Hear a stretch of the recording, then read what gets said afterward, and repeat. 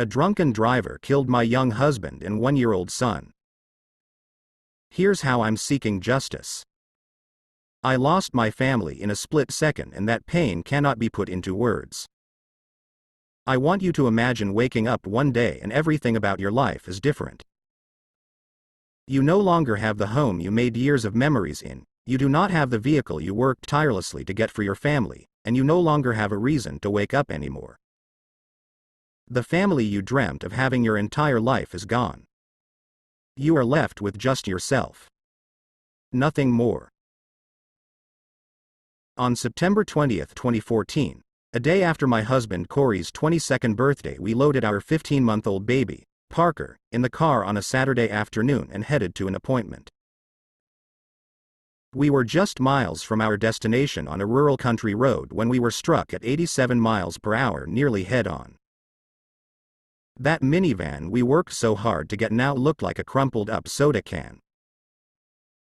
My sweet baby, who just celebrated his first birthday 3 months prior, was now dead. The same baby I had just nursed before putting him safely in his rear-facing car seat was gone. My husband, my high school sweetheart, had a fighting chance. We were both quickly flown to a hospital in a bigger nearby city, where my husband later succumbed to his injuries, leaving me a childless widow at the young age of 21.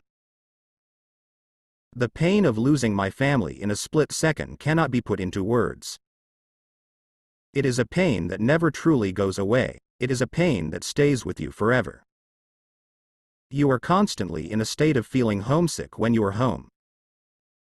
It is a pain that makes you feel lonely when you are in a room full of people who love you. Corey and I were supposed to grow old together. We were supposed to get to see our son, Parker, get his first haircut, walk him into his first day of school, and eventually learn who he would become in this big world.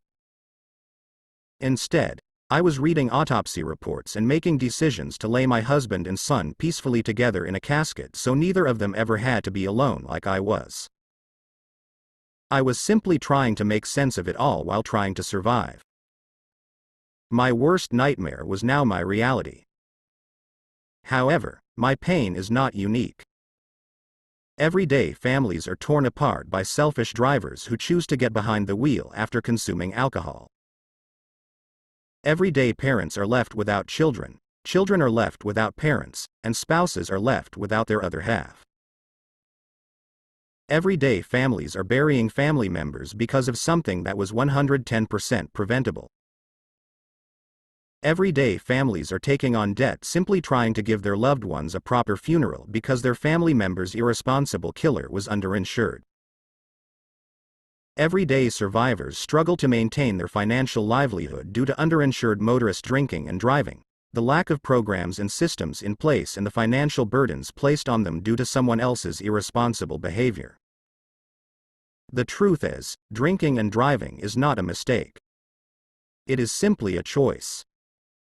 A choice that can flip a family's world upside down and shatter hearts. Yet somehow drinking and driving is still socially acceptable. We go to restaurants and see more than half of the tables drinking and then driving after doing so. We go to summer gatherings, concerts, birthday parties, happy hours, and then witness the same thing. No one seems to bat an eye. How was a multiple offender still on the roads able to kill my family? My family's killer had a suspended license, but how can we expect a criminal to follow the rule of not driving? When will drinking and driving not be so socially acceptable? What has to happen for everyone to realize how dangerous this really is? We need to do better. We need to take accountability for our actions. We need to use our voices and bring an end to how socially acceptable it is to drink and then choose to drive. Our laws have to become harsher. We have to start demanding true punishments for those who willingly get behind the wheel after drinking in a day and age where it is so easy to call for a ride. After all, the average drunk driver will drink and drive on average 80 times before ever being caught. The next time you choose to get behind the wheel after drinking, I want you to imagine reading an autopsy of your baby and significant other. I want you to imagine planning their funeral. I want you to imagine feeling homesick for the rest of your life. I want you to choose to call a friend or ride-share program. 2 out of 3 people will be affected by a drunk driver in their lifetime. Drinking 1, 2 or 3 drinks is still drinking and driving. Plan ahead and let's make a change. Author's note. This year, for what should be Parker's 10th birthday, we are honoring him and his amazing dad Corey by collecting birthday party supplies. The supplies will be donated to local crisis nurseries in the foster care system because no child should be without a birthday party.